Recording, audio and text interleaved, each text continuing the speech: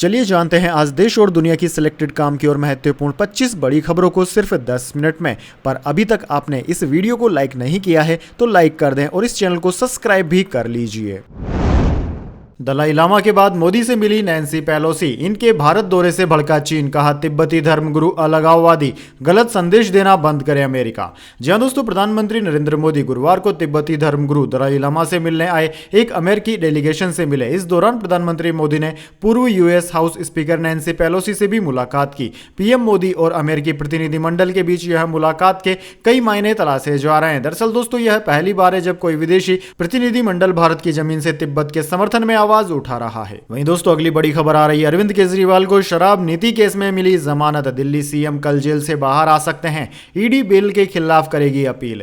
जी हां दोस्तों, Rouse Avenue court ने दिल्ली शराब नीति घोटाले के मनी लॉन्ड्रिंग केस में सीएम अरविंद केजरीवाल को जमानत दे दी है। वे शुक्रवार को जेल से बाहर आ सकते हैं। उधर दोस्तों, एनफोर्समेंट डायरेक्टरेट यानी कि ईडी ने जमानत के खिलाफ अपील के लिए 48 घंटे का समय मांगा है। कोर्ट ने कहा है कि ये दलीलें कल ड्यूटी जज के सामने की जा सकती है। इससे पहले ईडी ने कोर्ट में कहा था कि जमानत पर 48 घंटे का स्टे लगाया जाए, लेकिन वेकेशन बेंच ने इससे इनकार कर दिया। कोर्ट ने दिल्ली सीएम को 1 लाख रुपए का बेल बॉन्ड भरने को कहा है। कोर्ट ने कहा है कि विस्तृत फैसला शुक्रवार को अपलोड होगा, तब पता चल जाएगा कि दिल्ली सीएम को किस आधार पर बेल दी गई है। चलिए जान लेते हैं इसके बाद अगली खबर। शिक्षा मंत्री धर्मेंद्र प्रधान बोले, नीट के साथ समझौता नहीं होगा, एनटीए के लिए हाई लेवल कमेटी गठित होगी जो इसे और बेहतर बनाने के लिए सिफारिश देगी। जी हां दोस्तों, नीट एग्जाम विवाद पर केंद्रीय शिक्षा मंत्री धर्मेंद्र प्रधान ने कहा है कि नीट एग्जाम के साथ समझौता नहीं होगा, एग्जाम को जीरो एरर बनाया जाएगा। एनटीए के लिए हाई लेवल कमेटी गठित होगी जो इसको और बेहतर करने की सिफारिश करेगी। वहीं दोस्तों, उन्होंने कहा कि नीट परीक्षा के संबंध में हम बिहार सरकार के लगातार संपर्क में भी हैं और पटना से हमें कुछ जानकारी भी आ रही है। आज भी कुछ चर्चा हुई, पटना पुलिस के पास कुछ जानकारी है, ये जो सबके सामने भी है। दरअसल दोस्तों, बिहार के एक इंस्टीट्यूट से ही पेपर लीक का मामला सामने आया था। चलिए दोस्तों, जान लेते हैं अगली खबर। राहुल गांधी ने कहा, मोदी पेपर लीक नहीं रोक पा रहे, हर परीक्षा में धांधली हो रही है, 56 इंच का सीना अब 32-35 का हो गया। जी हां दोस्तों, नीट और नीट यूजीसी एग्जाम विवाद पर राहुल गांधी ने गुरुवार को प्रधानमंत्री मोदी पर बड़ा हमला किया। उन्होंने कहा कि कुछ कारणों से नरेंद्र मोदी भारत में पेपर लीक नहीं रोक पा रहे हैं या रोकना नहीं चाहते हैं। राहुल ने यह भी कहा कि पेपर लीक के पीछे कारण यह है कि एजुकेशन सिस्टम को भाजपा के पेरेंट ऑर्गेनाइजेशंस ने कैप्चर कर लिया है। जब तक इसे पलटा नहीं जाएगा तब तक पेपर लीक जारी रहेगा। मोदी जी ने यह होने दिया, जो कि एक एंटी नेशनल एक्टिविटी है। पहले प्रधानमंत्री का 56 इंच का सीना था, अब 32-35 का हो गया है। चलिए जान लेते हैं इसके बाद अगली खबर। 6 राज्यों की 8 लोकसभा सीटों की ईवीएम चेक होंगी। इनमें भाजपा ने 3, कांग्रेस ने 2 सीटें जीती। जांच के लिए 8 आवेदन मिले। जी हां दोस्तों, चुनाव आयोग ने 6 राज्यों की 8 लोकसभा सीटों पर चुनाव में ईवीएम में गड़बड़ी की जांच के आदेश दिए हैं। इनमें हरियाणा, तमिलनाडु की 2-2 सीटें शामिल हैं। वहीं छत्तीसगढ़, महाराष्ट्र, तेलंगाना और आंध्र प्रदेश की 1-1 सीट है। 8 सीटों में से भाजपा को 3 और कांग्रेस को 2 सीटें में जीत मिली थी। वहीं 3 सीटें अन्य पार्टियों के खाते में गई है। दरअसल दोस्तों, चुनाव आयोग की ओर से कहा गया है कि लोकसभा चुनाव 2024 में ईवीएम में गड़बड़ी की शिकायत के 8 आवेदन आए हैं। इनमें ईवीएम की मेमोरी और माइक्रो कंट्रोलर की जांच की मांग की गई थी। आयोग अब इन 8 सीटों के 92 पोलिंग स्टेशनों पर इस्तेमाल हुई ईवीएम की जांच करेगा। चलिए जान लेते हैं इसके बाद अगली खबर। बिहार में आरक्षण बढ़ाने का फैसला हाईकोर्ट ने रद्द किया। सरकार ने SC, ST और OBC, EBC आरक्षण 50% से बढ़ाकर 65% किया था। सुप्रीम कोर्ट जाने की है तैयारी। जी हां दोस्तों, पटना हाईकोर्ट ने बिहार सरकार के आरक्षण सीमा बढ़ाए जाने के फैसले को गुरुवार को खारिज कर दिया। राज्य सरकार ने शिक्षण संस्थानों और सरकारी नौकरियों में SC, ST, OBC और EBC को 50% से बढ़ाकर 65% आरक्षण देने का फैसला किया था। इसे हाईकोर्ट में चुनौती दी गई थी। पटना हाईकोर्ट में चीफ जस्टिस KV चंद्रन की बेंच ने गौरव कुमार और अन्य की याचिकाओं पर 11 मार्च को सुनवाई पूरी कर फैसला सुरक्षित रख लिया था। चलिए दोस्तों, जान लेते हैं इसके बाद अगली खबर। अनुपम खेर के ऑफिस में घुसे चोर, तोड़ा दरवाजा, चुराए फिल्म के नेगेटिव। जी हां दोस्तों, बॉलीवुड एक्टर अनुपम खेर को लेकर एक बड़ी खबर सामने आ रही है। दरअसल दोस्तों, एक्टर के वीरा देसाई रोड वाले ऑफिस में चोरों ने घुसकर तोड़फोड़ कर चोरी की है। अनुपम खेर ने खुद सोशल मीडिया पोस्ट के जरिए घटना का जिक्र किया है। उन्होंने बताया कि 19 जून को उनके ऑफिस में 2 चोरों ने घुसपैठ कर वहां मौजूद नेगेटिव्स चुरा लिए। उन्होंने पुलिस स्टेशन में मामले में शिकायत भी दर्ज कराई है। चलिए दोस्तों जान लेते हैं इसके बाद अगली खबर। केंद्र ने कहा यूजीसी नीट में गड़बड़ी की शिकायत नहीं मिली, स्टूडेंट की भलाई के लिए एग्जाम रद्द किया, जल्द नई तारीख का ऐलान होगा। जी हां दोस्तों, केंद्र सरकार ने 19 जून बुधवार को यूजीसी नीट की परीक्षा रद्द कर दी है। यह परीक्षा इसके एक दिन पहले 18 जून को ही आयोजित की गई थी। गुरुवार को एजुकेशन मिनिस्ट्री के ज्वाइंट सेक्रेटरी गोविंद जायसवाल ने कहा कि हमें यूजीसी नीट में गड़बड़ी की शिकायत नहीं मिली थी, बल्कि स्टूडेंट के हितों को सुरक्षित रखने के लिए हमने खुद से संज्ञान लिया है। जायसवाल ने कहा कि हमें एग्जाम में गड़बड़ी होने के इनपुट्स मिले थे, जिसके आधार पर हमने इसे रद्द करने का फैसला लिया है। इसकी डिटेल हम सार्वजनिक नहीं कर सकते हैं। वैसे दोस्तों कमेंट करके बताइए, क्या सरकार को नीट का एग्जाम भी रद्द कर देना चाहिए या नहीं, क्योंकि नीट के एग्जाम में बहुत बड़ी धांधली सामने आई है। चलिए दोस्तों जान लेते हैं अगली खबर। इनकम टैक्स छूट की सीमा बढ़ा सकती है मोदी सरकार, 10 लाख तक की आय पर टैक्स छूट की उम्मीद, सेक्शन 80C में भी बदलाव संभव। जी हां दोस्तों, नरेंद्र मोदी सरकार वित्त वर्ष 2024-25 का पूर्ण बजट जुलाई के तीसरे सप्ताह में पेश कर सकती है। ऐसे में मिडिल क्लास और टैक्स पेयर्स को राहत मिलने की उम्मीद है। राइटर्स के मुताबिक मोदी 3.0 अपने पहले बजट में 10 लाख सालाना कमाने वाले लोगों के लिए इनकम टैक्स की दरों में कटौती करने पर विचार कर रही है। इसके अलावा सरकार इनकम टैक्स स्लैब में बदलाव करने की प्लानिंग भी कर रही है। चुनावी साल होने के चलते वित्त मंत्री निर्मला सीतारमण ने 1 फरवरी को फाइनेंशियल ईयर 2025 के लिए अंतरिम बजट पेश किया था। तब वित्त मंत्री ने इनकम टैक्स से जुड़ी कोई बड़ी घोषणा नहीं की थी। वैसे दोस्तों आपको क्या लगता है, भारत सरकार को इनकम टैक्स का स्लैब क्या कर देना चाहिए? कमेंट बॉक्स में अपनी राय जरूर दीजिए। चलिए दोस्तों जान लेते हैं अगली खबर। जम्मू में चिनाब ब्रिज पर ट्रेन का ट्रायल हुआ शुरू। यह दुनिया का सबसे ऊंचा आर्च ब्रिज 16 जून को पहली बार इलेक्ट्रिक इंजन चला था। जी हां दोस्तों, जम्मू कश्मीर में चिनाब नदी पर बने दुनिया के सबसे ऊंचे आर्च ब्रिज पर 20 जून को ट्रेन का ट्रायल रन हुआ। इससे पहले 16 जून को ब्रिज पर इलेक्ट्रिक इंजन का ट्रायल हुआ था। यह ब्रिज संगलदान और रियासी के बीच रेलवे लाइन का हिस्सा है। इस रूट पर 30 जून से ट्रेन ऑपरेट करेगी। चलिए जान लेते हैं इसके बाद अगली खबर। इस महीने 64.5 mm बारिश, 20% कम, 6 दिन तक मानसून अटका, 2 दिन में एमपी छत्तीसगढ़ पहुंचने की है संभावना। जी हां दोस्तों, गर्मी में झुलस रहा उत्तर भारत मानसून की राह देख रहा है। इसी बीच भारतीय मौसम विज्ञान विभाग यानी कि IMD ने कहा है कि 1 से 18 जून तक 20% कम बारिश हुई। इस दौरान सिर्फ 64.5 mm पानी बरसा, जबकि इस दौरान 80.6 mm बारिश होनी थी। दक्षिण पश्चिमी मानसून निकोबार में 19 मई को पहुंच गया था। केरल में इस बार 2 दिन पहले यानी कि 30 मई को ही मानसून पहुंच गया था और कई राज्यों को कवर भी कर गया था। फिर 12 से 18 जून तक 6 दिन मानसून रुका रहा। इसके चलते उत्तर भारत में हीट वेव चल रही है। मौसम विज्ञान विभाग का कहना है कि अगले 2 दिन में मानसून रफ्तार पकड़ेगा। यह महाराष्ट्र के विदर्भ को पार करते हुए मध्य प्रदेश, छत्तीसगढ़ और ओडिशा के बड़े हिस्सों में पहुंचेगा। इसी दौरान असम, मेघालय सहित पूर्वोत्तर के राज्यों में भारी बारिश होगी। चलिए दोस्तों जान लेते हैं अगली खबर। रूस यूक्रेन युद्ध रोकने का दावा करते हैं, लेकिन पेपर लीक नहीं रोक पा रहे। राहुल गांधी ने प्रधानमंत्री मोदी पर कसा तंज। जी हां दोस्तों, देश भर में पेपर लीक की समस्या को लेकर जमकर बवाल हो रहा है। इस मुद्दे पर विपक्ष लगातार सरकार को घेर रहा है। इसी क्रम में कांग्रेस के पूर्व अध्यक्ष और रायबरेली से सांसद राहुल गांधी ने प्रधानमंत्री मोदी को निशाने पर लेते हुए कहा कि वो कहते हैं कि रूस और यूक्रेन की लड़ाई रुकवा दी, लेकिन देश में पेपर लीक की समस्या नहीं रोक पा रहे हैं। चलिए दोस्तों जान लेते हैं अगली खबर। तमिलनाडु में जहरीली शराब से अब तक 34 की मौत, 100 से ज्यादा लोगों का इलाज जारी, कलेक्टर एसपी हटाए गए, घटना की जांच सीआईडी को सौंपी। जी हां दोस्तों, तमिलनाडु के कल्लाउरीची में जहरीली शराब पीकर मरने वालों की संख्या बढ़कर 34 हो गई है, जबकि 100 से ज्यादा लोगों का अलग अलग अस्पतालों में इलाज चल रहा है। पुलिस के मुताबिक इन लोगों ने पैकेट में मिलने वाली शराब पी थी। कल्लाकुरीची जिले के करुणापुरम में 18 जून को हुई घटना के पीड़ितों में ज्यादातर दिहाड़ी मजदूर हैं। शराब पीने के बाद रात होते होते इन लोगों को दस्त, उल्टी, पेट दर्द और आंखों में जलन होने लगी। पुलिस ने इस मामले में कुन्नुकुट्टी समेत 4 लोगों को गिरफ्तार कर लिया है। कुन्नुकुट्टी के पास से लगभग 200 लीटर जहरीली शराब बरामद हुई, जिसमें मेथनॉल मिला हुआ था। कलाकुरीची में 12 एम्बुलेंस तैनात है। पुलिस के मुताबिक मरने वालों का पोस्टमार्टम कराया जा रहा है। रिपोर्ट्स आने पर मौत की असली वजह सामने आएगी। वहीं दोस्तों, घटना के बाद राज्य सरकार ने कल्लाकुरीची के कलेक्टर एसपी को हटा दिया है। इनकी जगह एमएम प्रशांत को कलेक्टर और रजत चतुर्वेदी को एसपी नियुक्त किया गया है। चलिए जान लेते हैं इसके बाद अगली खबर। बेटी सोनाक्षी सिन्हा की शादी अटेंड करेंगे शत्रुघ्न सिन्हा, बोले उसकी खुशी में मेरी खुशी है। फेक रिपोर्ट्स पर कहा खामोश, अपने काम से मतलब रखो। जी हां दोस्तों, बॉलीवुड एक्ट्रेस सोनाक्षी सिन्हा इस रविवार 23 जून को अपने long time boyfriend Zaheer Iqbal से शादी करने जा रही है। जब से उनकी शादी की खबरें सामने आई है, तभी से यह भी चर्चा है कि सोनाक्षी के पिता शत्रुघ्न सिन्हा और परिवार के बाकी सदस्य इस शादी से खुश नहीं है। कई रिपोर्ट्स में तो यह तक कहा गया था कि शत्रुघ्न बेटी की शादी अटेंड नहीं करेंगे। हालांकि अब एक इंटरव्यू में एक्टर ने इन खबरों पर विराम लगा दिया। दरअसल दोस्तों जूम को दिए गए एक इंटरव्यू में शत्रुघ्न सिन्हा ने कंफर्म किया है कि वो बेटी की शादी जरूर अटेंड करेंगे। वेटनर एक्टर ने यह भी कहा कि उनकी बेटी को अपना पार्टनर चुनने का हक है और जहीर के साथ उनकी जोड़ी अच्छी लगती है। चलिए दोस्तों जान लेते हैं इसके बाद अगली बड़ी खबर, लेकिन उससे पहले मेरी आपसे एक छोटी सी रिक्वेस्ट है, अगर दोस्तों आपको अभी तक हमारी न्यूज पसंद आई है तो इसे एक छोटा सा लाइक जरूर दे दीजिए, और अगर आपको पसंद नहीं आई है तो बेशक आप डिसलाइक भी कर सकते हैं, लेकिन दोस्तों लाइक और डिसलाइक जरूर कीजिए, क्योंकि दोस्तों यही हमारी मेहनत का फल होता है और इसी से हमें पता चलता है कि आपको हमारी वीडियोस पसंद आ रही है या नहीं। तो चलिए दोस्तों जान लेते हैं अगली खबर। सेंसेक्स 141 अंक चढ़कर 77,478 पर बंद। निफ्टी में भी 51 अंकों की तेजी रही। मेटल और बैंकिंग शेयर्स में रही बढ़त।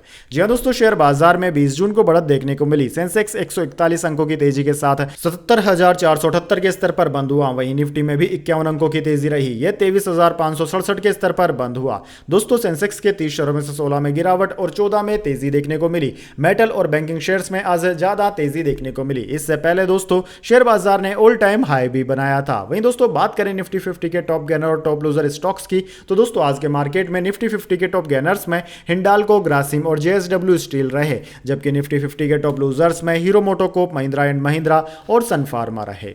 चलिए दोस्तों जान लेते हैं अगली खबर। आज सोना चांदी के दामों में रही तेजी। 10 ग्राम सोना 72,440 का हुआ। चांदी फिर 92,000 के पार निकली। जी हां दोस्तों, सोने चांदी की कीमतों में 20 जून को तेजी है। 10 ग्राम 24 कैरेट सोना 220 रुपए बढ़कर 72,440 रुपए पर पहुंच गया। वहीं 1 किलो चांदी 1,500 रुपए बढ़कर 92,500 रुपए में बिक रही है। दोस्तों इस साल सोने के दाम 8,570 रुपए प्रति 10 ग्राम बढ़ चुके हैं। साल की शुरुआत में 63,870 रुपए पर थे। वहीं दोस्तों चांदी 72,160 रुपए प्रति किलो पर थी, यानी कि चांदी इस साल 20,340 रुपए बढ़ चुकी है। चलिए दोस्तों जान लेते हैं अगली खबर। साउथ चाइना सी में चीन फिलीपींस के सैनिक भिड़े। फिलीपींस का दावा, चीन ने कुलाड़ी से हमला किया, राइफल लूटी, कहा ऐसा समुद्री लुटेरे करते हैं। जी हां दोस्तों, फिलीपींस ने दावा किया है कि चीन ने 17 जून को साउथ चाइना सी में झड़प के दौरान कुलाड़ी और धारदार हथियारों से हमला किया था। फिलीपींस की सेना ने गुरुवार को इसका वीडियो भी जारी किया। इसमें चीनी कोस्ट गार्ड फिलीपींस के सैनिकों को हाथ में हथियार लेकर धमकाते दिख रहे हैं। इसी बीच वे उनकी बोट पर वार भी करते हैं। वहीं दोस्तों एक न्यूज कॉन्फ्रेंस के दौरान बुधवार को फिलीपींस के सैन्य अधिकारियों ने बताया कि चीन के कोस्ट गार्ड अफसर गैरकानूनी तरह से उनकी रबर बोट पर चढ़ गए थे। इस दौरान उन्होंने कई राइफल भी लूट ली। चलिए दोस्तों जान लेते हैं अगली खबर। हिजबुल्लाह बोला, जंग हुई तो इजराइल का कोई कोना नहीं छोड़ेंगे, जमीन हवा पानी हर तरफ से करेंगे हमला। साइप्रस को भी युद्ध की धमकी दी। जी हां दोस्तों, लेबनान के आतंकी संगठन हिजबुल्लाह के प्रमुख हसन नजरुल्लाह ने बुधवार को इजराइल को चेतावनी दी। नजरुल्लाह ने कहा कि अगर इजराइल के साथ जंग हुई तो वहां एक भी जगह सुरक्षित नहीं बचेगी। इसके अलावा नजरुल्लाह ने साइप्रस को भी हमले की धमकी दी है। नजरुल्लाह ने कहा है कि अगर इजराइल ने हमला किया तो हम जमीन हवा और पानी हर तरह से उन पर अटैक करेंगे। इससे भूमध्य सागर भी खतरे में पड़ सकता है। चलिए दोस्तों जान लेते हैं इसके बाद अगली खबर। प्रधानमंत्री श्रीनगर पहुंचे, 1500 करोड़ के प्रोजेक्ट्स का शिलान्यास किया। 2013 के बाद से जम्मू कश्मीर का 25वां दौरा। कल डल झील के किनारे योग करेंगे। जी हां दोस्तों, प्रधानमंत्री मोदी गुरुवार शाम को 2 दिन के दौरे पर जम्मू कश्मीर पहुंचे। श्रीनगर के शेर कश्मीर इंटरनेशनल कॉन्फ्रेंस सेंटर में empowering youth transforming Jammu Kashmir event में वे शामिल हुए। यहां उन्होंने युवाओं को नियुक्ति पत्र बांटे, साथ ही 1500 करोड़ के 84 प्रोजेक्ट का शिलान्यास भी किया। इसके अलावा कृषि और इससे जुड़े सेक्टर्स के विकास के लिए 1800 करोड़ रुपए का ऐलान भी किया। दोस्तों इस मौके पर उन्होंने कहा कि जनता ने हमें तीसरी बार सरकार बनाने का मौका दिया। जनता को हमारी नीतियों पर भरोसा है। जनता की जो उम्मीदें हैं वह हमारी सरकार ही पूरा कर सकती है। चलिए दोस्तों जान लेते हैं इसके बाद अगली खबर। सुनीता विलियम्स अब 26 जून को पृथ्वी पर लौटेगी। बोइंग के स्टारलाइनर कैप्सूल के थ्रस्टर में परेशानी, तीसरी बार टाली गई वापसी। जी हां दोस्तों, भारतीय मूल की एस्ट्रोनॉट सुनीता विलियम्स और बुच विल्मोर के इंटरनेशनल स्पेस स्टेशन से पृथ्वी पर वापसी 26 जून तक टाल दी गई है। बोइंग के स्टारलाइनर कैप्सूल में थ्रस्टर से जुड़े इशू और शेड्यूल स्पेस वॉक के कारण इसे टाला गया। यह तीसरा मौका है जब विलियम्स और विल्मोर की वापसी को टाला गया है। दोस्तों पहली घोषणा 9 जून को की गई थी। इसमें बताया गया था कि लैंडिंग को 18 जून तक आगे बढ़ाया जा रहा है। इसके बाद वापसी को बढ़ाकर 22 जून कर दिया गया। दोनों एस्ट्रोनॉट स्टारलाइनर कैप्सूल और उसके सब सिस्टम की टेस्टिंग के लिए करीब 1 हफ्ते तक स्पेस स्टेशन में रहने वाले थे। चलिए दोस्तों जान लेते हैं इसके बाद अगली खबर। 2 हफ्ते में बजट से दुगना हुआ मुंजा का कलेक्शन, देखें फिल्म की छप्पर फाड़ कमाई। जी हाँ दोस्तों, श्यावरी वाघ और अभय वर्मा की फिल्म मुंजा थिएटर्स में छा गई है। पहले दिन से ही फिल्म हर रोज करोड़ों का बिजनेस कर रही है। रिलीज के 14 दिन बाद भी मुंजा का तूफानी कलेक्शन थमने का नाम नहीं ले रहा है। अब 2 हफ्ते में फिल्म ने अपने बजट से भी दुगना नोट कमा लिया है। सैक्लिक की रिपोर्ट के मुताबिक शर्वरी वाघ और अभय वर्मा की फिल्म ने पहले दिन 4 करोड़ से भारतीय बॉक्स ऑफिस पर खाता खोला था। वीकेंड पर फिल्म की कारोबार बढ़ा और फिल्म अब 3-4 करोड़ कमा रही है। 13वें दिन भी मुंजा ने 3 करोड़ रुपए कमाए थे। अब 14वें दिन के शुरुआती आंकड़े सामने आ गए हैं। फिल्म ने अब भी 3 करोड़ से ज्यादा रुपए कमाए हैं।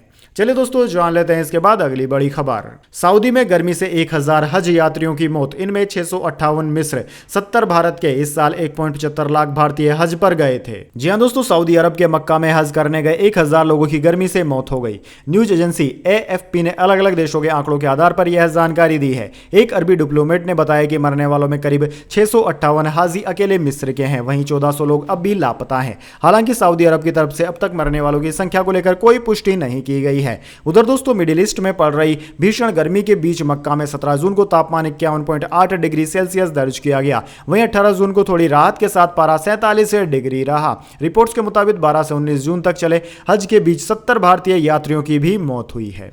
चलिए दोस्तों, जान लेते हैं इसके बाद अगली खबर। बीजेपी सांसद भर्तृहरि महताब बने प्रोटेम्प स्पीकर, नए लोकसभा अध्यक्ष का चुनाव कराएंगे। जी हां दोस्तों, बीजेपी सांसद भर्तृहरि महताब 18वीं लोकसभा में प्रोटेम्प स्पीकर होंगे। भर्तृहरि महताब ही नवनिर्वाचित सांसदों को शपथ दिलाएंगे। दोस्तों, आपको बता दें, महताब ओडिशा के कटक से 57,077 वोटों से चुनाव जीते थे। उन्होंने बीजेडी के संत रूप मिश्रा को हराया था। प्रोटेम्प स्पीकर को लोकसभा का पीठासीन अधिकारी भी कहा जा सकता है। प्रोटेम्प स्पीकर को रोजमर्रा की कार्यवाही करवानी होती है। दरअसल दोस्तों, भर्तृहरि महताब नए अध्यक्ष के चुनाव तक सारी जिम्मेदारियां निभाएंगे, यहां तक कि नए सदस्यों को शपथ भी दिलाएंगे। हालांकि प्रोटेम्प एक अस्थायी ओहदा है। वह तब तक काम करेंगे जब तक कि सदन का नया अध्यक्ष न चुन लिया जाए। दोस्तों, आपको बता दें कि स्पीकर का चुनाव बहुमत से होता है।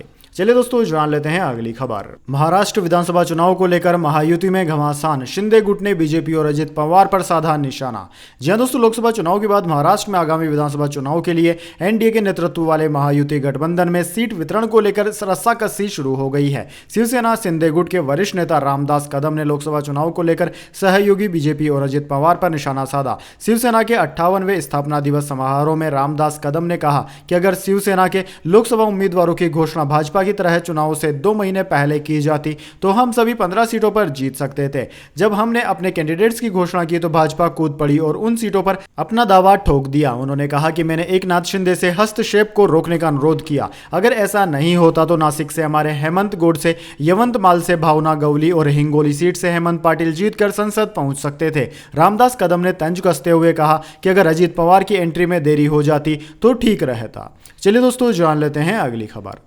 अशरफ की पत्नी जैनब के घर पर चला बुलडोजर, 5 करोड़ से बनवाया था। अतीक गैंग की 1800 करोड़ की संपत्ति हो चुकी है कुर्क। जी हां दोस्तों, प्रयागराज में माफिया अतीक के भाई अशरफ की पत्नी फातिमा जैनब के घर को बुलडोजर से गिराया गया। पुलिस और प्रशासन की टीम सुबह 11:30 बजे सुल्तानपुर इलाके में जैनब के घर पहुंची। 3 बुलडोजर इमारत को गिराने में लगे। पुलिस ने आसपास बैरिकेडिंग कर दी, भीड़ को वहां से हटाया। ड्रोन से पूरे इलाके की निगरानी की गई। पुलिस अफसर ने बताया कि जैनब के घर से सटा हुआ उनके भाई और जैद मास्टर का घर बना हुआ है। दोनों ने वक्फ बोर्ड की संपत्ति पर कब्जा करके आलीशान घर बनाया था। यह जमीन करीब 50 करोड़ रुपए की है। जैनब का मकान अतीक के घर से करीब 3 किलोमीटर दूरी पर बना हुआ है। चलिए दोस्तों, जान लेते हैं अगली खबर। कम हुआ या ज्यादा, स्विस बैंकों में भारतीयों के पैसों को लेकर आया नया अपडेट। हकीकत जानकर आप भी चौंक जाएंगे। जी हां दोस्तों, स्विस बैंक का जब भी जिक्र आता है तो लगता है कि लोग अपना काला धन ले जाकर वहां जमा कर देते हैं। लेकिन दोस्तों, एक नया अपडेट आया है स्विस बैंक को लेकर। दरअसल दोस्तों, स्विट्जरलैंड के केंद्रीय बैंक ने यह आंकड़े जारी किए हैं। इससे पता चलता है कि स्विस बैंकों में भारतीयों का जमा धन 70% घटकर 4 साल के निचले स्तर 9,771 करोड़ रुपए पर पहुंच गया है। यानी कि सिर्फ 4 साल में स्विस बैंकों में धन में काफी तेजी से गिरावट आई है। इसका सीधा मतलब है कि भारतीय अब वहां पैसे जमा नहीं कर रहे हैं। जिन लोगों ने जमा कर रखा है वे भी निकाल रहे हैं और अन्य जगहों पर इन्वेस्ट कर रहे हैं। बैंक के अनुसार स्विस बैंकों में भारतीय ग्राहकों के कुल धन में लगातार दूसरे वर्ष गिरावट आई। साल 2006 में वहां सबसे ज्यादा पैसा जमा था, जो 6.5 अरब स्विस फ्रैंक तक पहुंच गया था। चलिए दोस्तों जान लेते हैं इसके बाद अगली बड़ी खबर। कांग्रेस ने फैक्ट फाइंडिंग कमेटी बनाई, लोकसभा चुनाव में पार्टी के खराब प्रदर्शन की वजह खोजी जाएगी, आलाकमान को रिपोर्ट सौंपेंगे पैनल। जी हां दोस्तों, कांग्रेस के राष्ट्रीय अध्यक्ष मल्लिकार्जुन खड़गे ने फैक्ट फाइंडिंग कमेटी का गठन किया है। लोकसभा चुनाव 2024 में जिन राज्यों में पार्टी का प्रदर्शन बुरी तरह से खराब रहा और जिन राज्यों में पार्टी को हार का सामना करना पड़ा, अब ये कमेटी हार और खराब प्रदर्शन के कारणों को जानेगी। वहीं दोस्तों, लोकसभा चुनाव में जिन राज्यों में पार्टी का प्रदर्शन बहुत खराब रहा है उनमें मध्य प्रदेश, छत्तीसगढ़, ओडिशा, उत्तराखंड, हिमाचल प्रदेश, कर्नाटक, तेलंगाना और दिल्ली के नाम शामिल है। मध्य प्रदेश, उत्तराखंड, दिल्ली और हिमाचल प्रदेश में कांग्रेस के हिस्से एक सीट भी नहीं आई है। वहीं दोस्तों, कर्नाटक और तेलंगाना में भी उनका प्रदर्शन उम्मीद के मुताबिक नहीं रहा। हिमाचल प्रदेश में तो कांग्रेस की सरकार है, फिर भी पार्टी खाली हाथ रही। तो दोस्तों यह थी आज की तमाम बड़ी खबरें। इसके बाद दोस्तों बारी आती है आज के माइंड क्यूज क्वेश्चन की। जी हाँ दोस्तों, एक आसान से सवाल का जवाब देकर आप जीत सकते हैं एक सरप्राइज गिफ्ट हमारे यूट्यूब चैनल की ओर से। तो दोस्तों आज का सवाल आपकी स्क्रीन पर आ चुका है। भारत में महिलाओं की शादी की उम्र क्या है? जी हाँ दोस्तों, अगर आप जानते हैं कि भारत में लड़की की शादी की उम्र कितनी निर्धारित की गई है, अगर आप जानते हैं सवाल का जवाब तो जल्दी से कमेंट बॉक्स में लिख दीजिए। अगर दोस्तों आपका जवाब होता है एकदम सही और आप चले जाते हैं लकी विजेता के रूप में, तो आपको मिल सकता है एक सरप्राइज गिफ्ट हमारे यूट्यूब चैनल की ओर से। तो दोस्तों जल्दी से अपना उत्तर कमेंट बॉक्स में लिख दीजिए, वीडियो को लाइक कर लीजिए, चैनल को सब्सक्राइब करके बेल आइकन भी दबा लीजिए। धन्यवाद। वंदे मातरम। जय हिंद, जय भारत।